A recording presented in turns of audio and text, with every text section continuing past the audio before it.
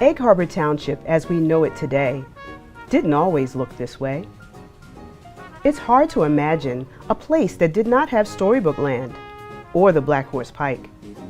In fact, there wasn't a single car on the road when the township was first incorporated in 1798.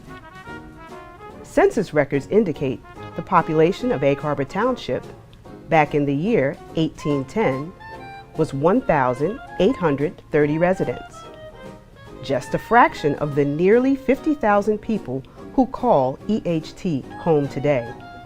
And back then, the heart of Atlantic County municipality was divided into much smaller finger communities with names like Cardiff, McKee City, Stillmanville, Farmington, and West Atlantic City. If you look around, you may still see remnants of these places right in your backyard. As much as we've seen the face of the township change, you can imagine that schools were also very different. Long before the primary school buildings were constructed, there were many smaller schoolhouses scattered throughout the area. In fact, years ago, township schools weren't even housed in school buildings at all. During those years, students would only attend school a few days a year. But did you know some of the original EHT schools are still around today? Have you ever seen this building? Or this one? This building here was once known as the Bargain Town School. According to records from 1914, the building cost just $14,500 to build, and it is still in use today. And of course, there are some schools in the township you probably know very well. Let's take a visit back in time as we listen to stories from people who were educated in the EHT schools and those who have served as district leaders over the years.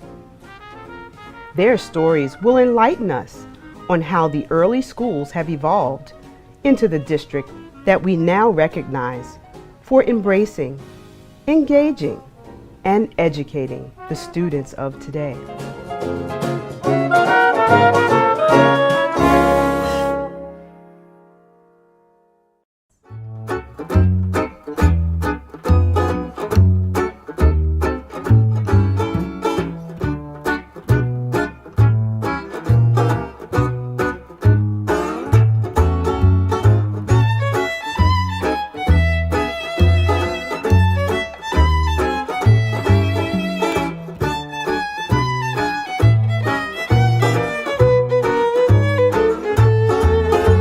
Old Egg Harbor Road was the borderline on one end of the township to the Absecon line. That became Farmington area.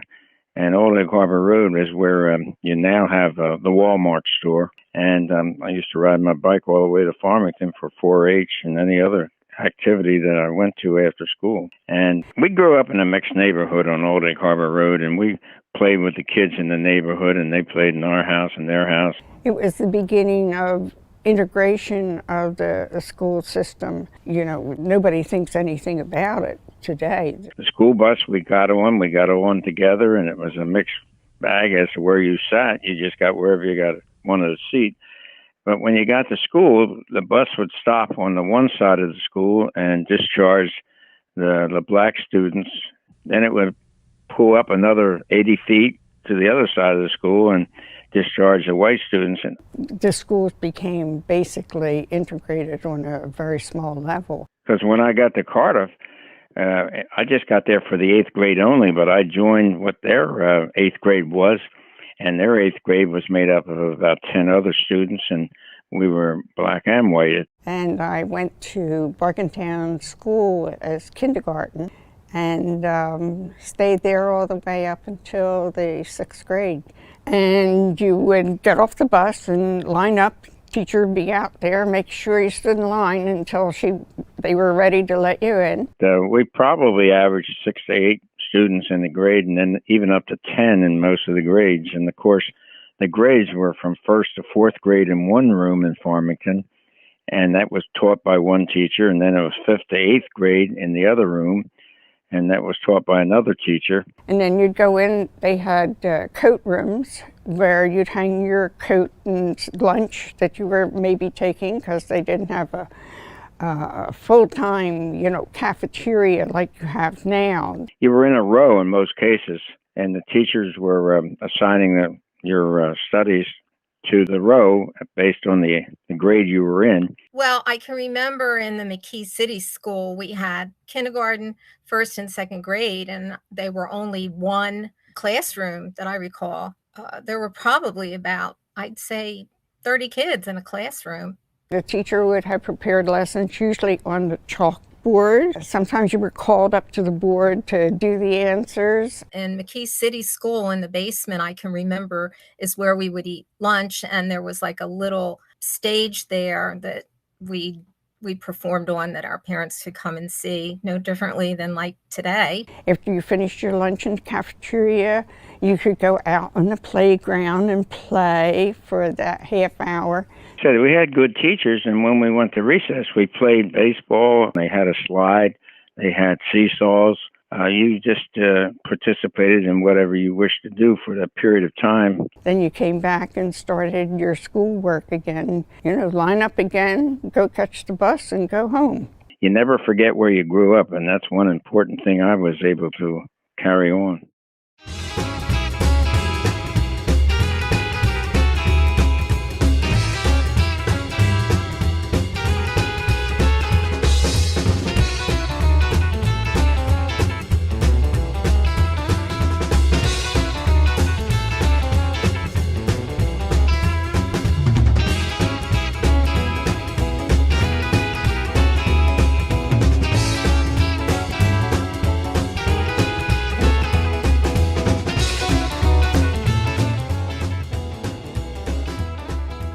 The best part of those schools is that we knew everybody.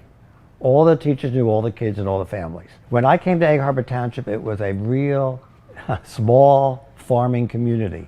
I can remember almost getting lost trying to ride around the town. And then I've seen it grow, of course, because in those days it was just the outlying schools and Swift. Exactly. When we got to Russell Swift, that was a big change for us, because that's when we rotated classes. We used to have Spring Mart in Russell Swift. Back then, it was like the volunteer fire company could come and they would start a fire and they would put out the fire at the Spring Mart, and there were games to play. I started in 1970. It was when the opening of Slayball School was happening, and they were hiring additional staff to supply the new building, and they rearranged the district with 4th grade in a portable classroom, which was like the penthouse of the district. It had air conditioning, we had our own bathrooms, it was carpeted, it was a big room. Mr. Tom Cook was principal. He grouped reading classes and math classes, and we changed classrooms for reading and math, so which was way ahead of the time in those days. When I started in 1975, the school district in 1975 was in a building project. They were building the Davenport Elementary School. And at that time, Slayball had grades 5, 6, 7, and 8. In January of 1976, the Davenport School opened. So at that time, there were classes that moved from all throughout Egg Harbor Township District. They moved over to the Davenport School. And then the Davenport School at that time was started for the first time with a kindergarten wing. Then the remainder of the school was grades 3, 4, 5, and 6.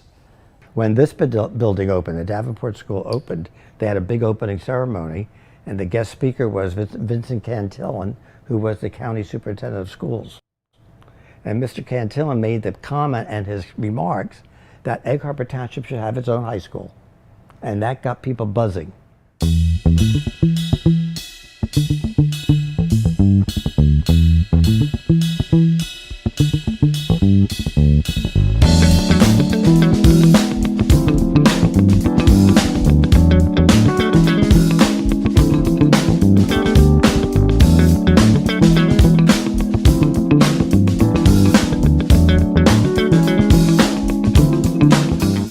Building Egg Harbor Township as its own identity was, I think, one of the reasons why the referendum passed. In 1979, if I remember correctly, the school board at the time picked a principal for the high school, and the high school wasn't even built yet. I didn't know it at the time, but there's 126 applicants for the position. I was the successful candidate and became the first principal of Egg Harbor Township. I was against, why are you paying somebody so much money and they're not even going to have a job? Not realizing what that principal had to do before the school was built. But you have to realize that there was absolutely nothing here. Not only was there a new building, but there was no supplies, there was no faculty. He had to set all the classrooms up. He had to make sure everything was fine for the teachers and cafeteria and grounds and sport. He had a lot of work to do. There was no Egg Harbor Township zip code. Your mail went to Summers Point, Linwood, Mays Landing, Pleasantville, and you should see the circus of the mail that went between Greater Egg Harbor Township, and Egg Harbor City. The mail, sometimes you didn't get it for 3 weeks because it went to 3 other post offices before you got here. We had to go through the debate as to whether or not we were going to open in mid-year or we were going to open up the following September, and taking in consideration that the students were already in the high school settings that they were in, that we decided it was best not to disrupt not only the Egg Harbor Township students, but the students at Greater Egg Harbor Regional, because the students at that point, some were attending Oak Crest High School, some were attending Absegami. Yeah, it was pretty exciting. You know, the school district did a great job of allowing students to be a part of the process. So I can remember being asked to vote on the school colors. And I still remember it was between the black and silver and white versus purple and white versus green and yellow, looking at mascots and being asked to vote on the mascots. So they kind of kept us engaged as the school was being built. And even though we were separated by the different school structures that existed, a lot of us grew up together, and it was a small community back then. And we withdrew from Absegami and Oak Crest and opened up our high school in 1983. I'm going to say there was approximately 1,100 students at that time. The building was constructed for approximately 1,200 students. Now, the first ever high school was pretty luxurious for buildings, considering that we had a 6-lane Olympic-sized swimming pool. We had some very, very nice amenities, brand new athletic fields. Nobody really had a true impact in terms of what casino gaming was going to do for us. Well, while some people were still eating breakfast this morning, it all happened. The gambling casino here in Atlantic City opened.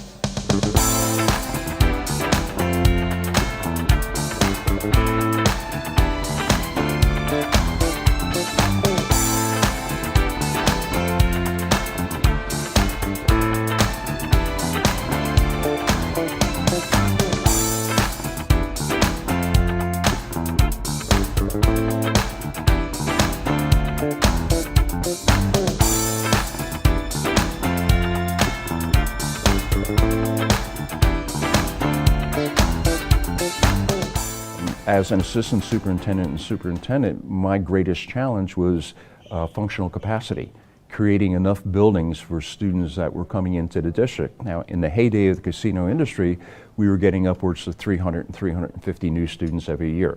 And people were just coming in from other states and moving into town. We had to really stop and think of, what are we going to do here? All the schools were crowded, but some were, highly overcrowded. And that's when we were planning the Fernwood and the Alder Avenue schools.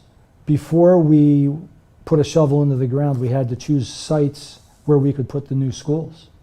And the Board of Education owned land, but it was what they would call landlocked. Fernwood Avenue School was an example. Fernwood Avenue existed, but it was a dead-end street. Out in the woods, that was all woods. And the road out that way was just dirt road. And it was, I can still remember today, Freddie Nichols, who was the superintendent. And he says, this is where we need to build it. So we had to go out towards past the swamp and get to the thing. We got the truck stuck, I broke his mirrors, and we had a good time. But you could hardly imagine it because it was nothing but a forest. And we were doing 2 schools at the same time. We were building the Fernwood Avenue School on that site, and then we were building the Alder Avenue School on the site. Mr. Nichols was superintendent at the time. He decided that we were going to open the buildings. That was a weekend. And he decided to have the bus drivers, the school buses, the staff, the administration, all come in on the Friday after school closed at sleigh ball, remove all the furniture and put it in the school buses, and move the furniture to the new buildings of Fernwood Avenue and then Alder Avenue. And we left the furniture off the buses into the buildings, and that was wonderful. And by the end of that weekend, Monday morning, those schools opened. And teachers were great at the time. Everybody jumped in. I think we worked 12, 14-hour days just moving stuff from classroom to classroom, getting all the materials so we could start school on Monday, and the students didn't see a change other than that nobody knew where they were going when they got to the school. At the same time, the state told us we had closed outlying schools. The outlying schools did not provide a thorough and efficient education. They had no libraries, they had no gymnasiums. And then a couple years later, then we had to make all switches again. We were growing so quickly that we just couldn't keep up with it.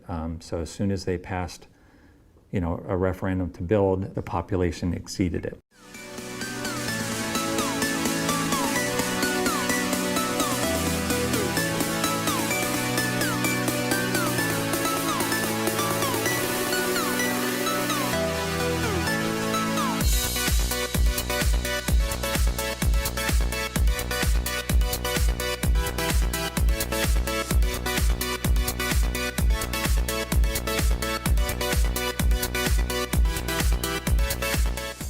So without having physical space, the district had to go to non-traditional spaces. So you could go to almost every facility in the district and find a modular building or a trailer that was erected so we'd have a place to put students. We had a boardwalk at the high school. You walked out. There were, 5, 6 different buildings there with 2 classrooms in each one.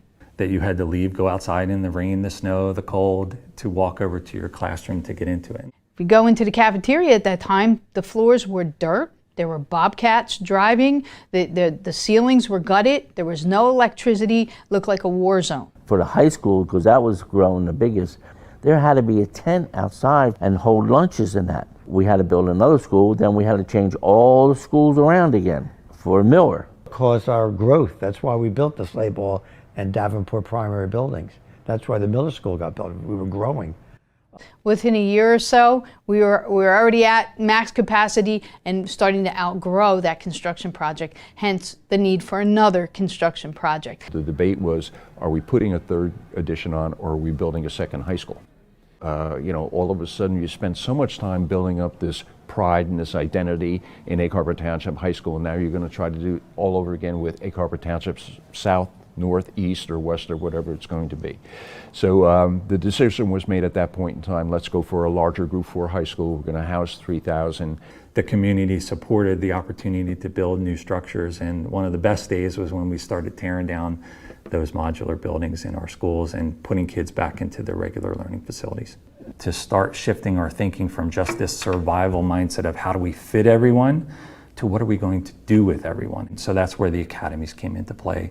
That's where different programs and materials started to happen. So where we started to think more about differentiating instruction and individualizing the program for students as opposed to providing a one-size-fits-all. What does school spirit look like in EHT? Well, it looks a little something like this.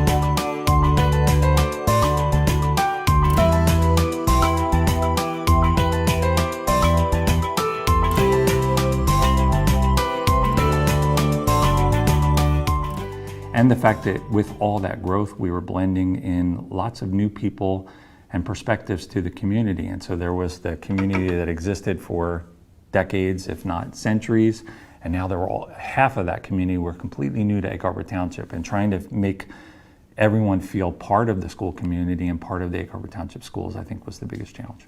When I was going through the school, the K through 12 system, when I started around like 2006-07 and all the way till now, it was a very diverse and very multicultural population. Like I had friends from all over the place. This is the real world. This is a taste of cultures from all over the place. Over 50 languages that were spoken in the district. The difference now is I think we're more culturally responsive to the needs of all, and we've made strides to meet those needs.